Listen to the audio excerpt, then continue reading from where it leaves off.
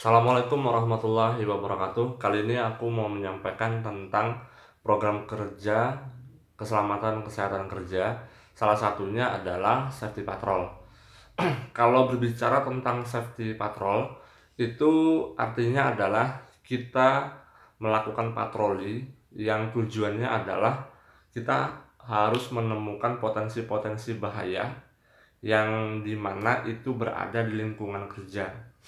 Tujuannya adalah ketika kita menemukan potensi bahaya tersebut, kita harus melakukan preventive action seperti apa. Misalkan ketika kita melihat tenaga kerja bongkar muat yang tidak memakai helm, tidak memakai sepatu, tidak memakai rompi safety, itu apa yang kita lakukan.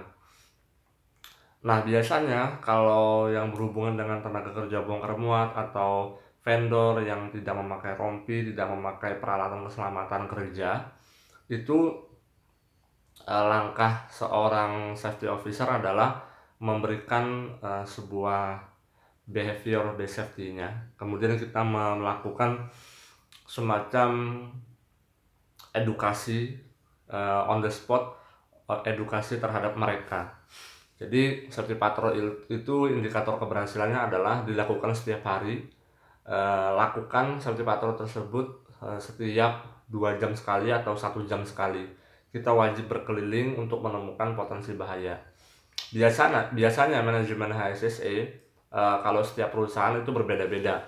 Namun kalau menurutku pribadi dan berdasarkan pengamatanku, indikator keberhasilan safety patrol itu adalah minimal 1 hari temukan minimal 10, karena memang tiap hari itu berbeda-beda temuan safety patrolnya, temuan hal-hal yang entah itu sifatnya tindakan berbahaya maupun kondisi yang berbahaya, unsafe action maupun unsafe condition. Jadi kalau aku menjadi manajer HSE-nya, aku akan menerapkan kebijakan minimal apapun itu 10 temuan. Misalkan dalam 1 hari ya, kita tidak menemukan apapun, tapi aku menyuruh kepada timku supaya minimal menemukan 10 temuan hal-hal yang berbahaya, entah itu unsafe action maupun unsafe condition.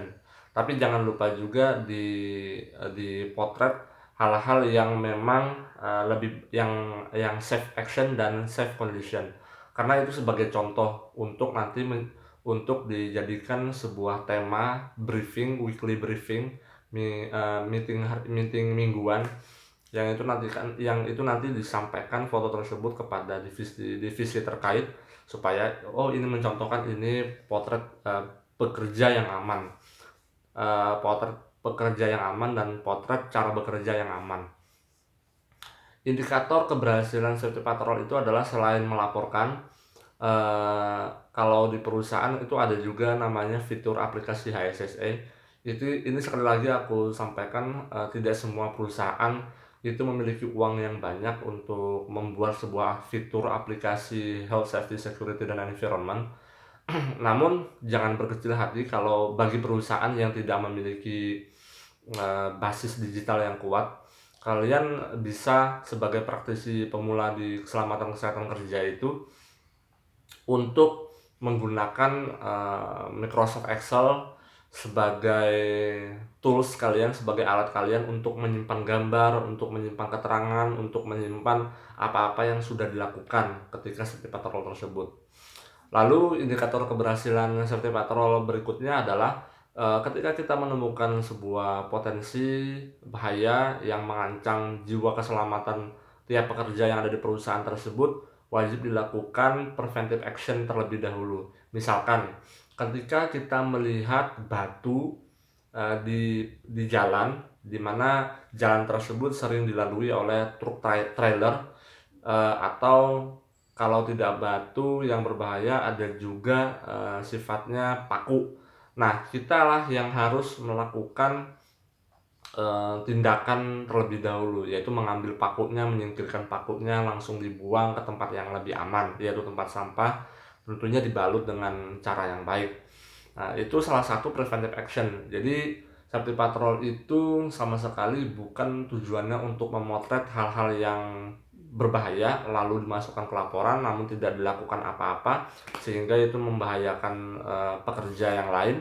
Tidak seperti itu. Jadi filosofi safety patrol itu adalah apa-apa saja yang kita lihat selama di lapangan itu jangan hanya dipotret saja. Dipotret itu memang penting sebagai contoh dalam hal meeting nanti kita tampilkan gambar tersebut. Namun setelah dipotret itu kita melakukan langkah-langkah preventif supaya kalau kita tidak di area yang berbahaya tersebut, semua orang tahu. Misalkan kita kasih loto itu lock out tag out. Jadi kita memberitahukan kepada yang lain. Misalkan nih ada sebuah mesin atau ada sebuah peralatan yang memang rusak dan tidak boleh digunakan. Nah, kita itu diberikan oleh manajemen HSSE biasanya lock out tag out. Kita kasihkan kepada alat tersebut sehingga semua orang mengetahui bahwa alat ini tidak boleh dipergunakan. Itu salah satu contoh preventive actionnya.